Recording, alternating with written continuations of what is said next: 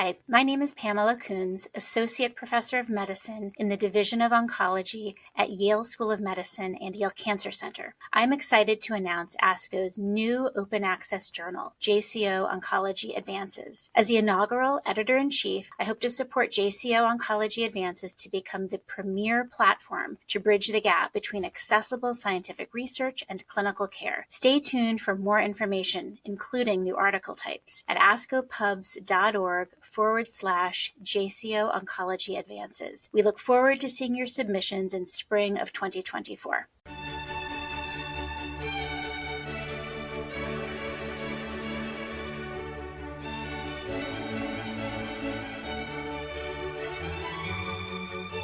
This JCO podcast provides observations and commentary on the JCO article, Prognosis of 311 Women with Primary Breast Cancer Diagnosed During Pregnancy, Results from an International Collaborative Trial, by Frederick Amant et al. My name is Sharon Giordano, and I'm Professor of Breast Medical Oncology and Chair of the Department of Health Services Research at the University of Texas MD Anderson Cancer Center in Houston, Texas. My oncologic specialty is breast medical oncology. Breast cancer diagnosed during pregnancy is an uncommon but challenging clinical situation. Approximately 1 to 2% of all breast cancers are diagnosed in pregnant women, and the prognosis of these patients is uncertain. Previous studies have reported conflicting information, with some papers showing a worse prognosis for pregnant breast cancer patients, and other studies suggesting that pregnancy itself has little impact on outcomes. Because the situation is rare, most previous reports have included less than 100 patients, which may partially explain the variable results. In addition, many previous analyses have combined patients who were diagnosed with breast cancer during pregnancy with patients who were diagnosed in the postpartum period, making it difficult to characterize the specific effect of pregnancy on breast cancer prognosis. In this article, Amant and colleagues compared the prognosis of women who were diagnosed with breast cancer during pregnancy to a cohort of women who were not pregnant at the time of their breast cancer diagnosis. They describe a cohort of 311 breast cancer patients diagnosed during pregnancy, derived from the combination of a German breast group registry and the International Cancer in Pregnancy Study. This is the largest cohort of pregnant breast cancer patients reported to date. The authors compared the prognosis of these 311 women to the prognosis of a cohort of 865 women aged 45 years or younger from the institutional database of University Hospitals Leuven, Belgium. They excluded patients with metastatic disease at diagnosis, those who relapsed during pregnancy, and those who were diagnosed in the postpartum period. The two cohorts of patients differed by baseline characteristics, with the pregnant women tending to have tumors with more adverse prognostic features. Specifically, the patients who were diagnosed with breast cancer during pregnancy tended to be younger, to have more advanced stage disease, and to have more grade 3 tumors. In addition, although pregnancy results in higher levels of estrogen and progesterone, the tumors in the pregnant women were less likely to express estrogen and progesterone receptors, and thus were more likely to be triple negative. Breast cancers in pregnant women also had higher rates of HER2 positivity. The primary outcome of this study was disease-free survival. With a median follow-up of 61 months, the observed disease-free survival was 78%.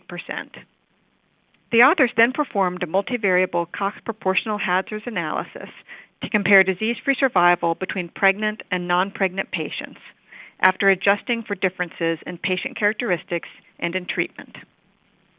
They found no significant difference in disease-free survival and overall survival between the pregnant and the non-pregnant breast cancer patients. The adjusted hazard ratio for disease-free survival comparing pregnant with non-pregnant women was 1.34, with 95% confidence intervals from 0.93 to 1.91, and a non-significant p-value of 0.14. The adjusted 5-year disease-free survival was estimated to be 65% for pregnant patients and 71% for women who were not pregnant at the time of breast cancer diagnosis. The secondary endpoint of the study was overall survival. In the adjusted models, there was no significant difference in overall survival between the two cohorts. The adjusted hazard ratio for overall survival was 1.19, with 95% confidence intervals from 0.73 to 1.93 and a p-value of 0.51. The adjusted estimate for 5-year overall survival was 78% for pregnant patients and 81% for the non-pregnant women. These findings offer some reassurance that patients who are diagnosed with breast cancer during pregnancy have generally similar outcomes to other young patients who are not diagnosed while pregnant.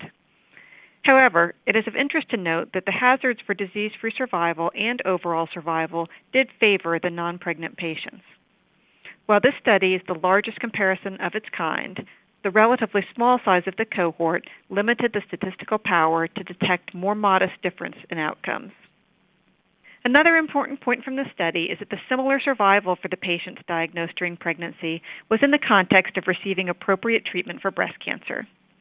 Although a specific treatment was not mandated in this study, treatment guidelines were made available to help standardize therapy.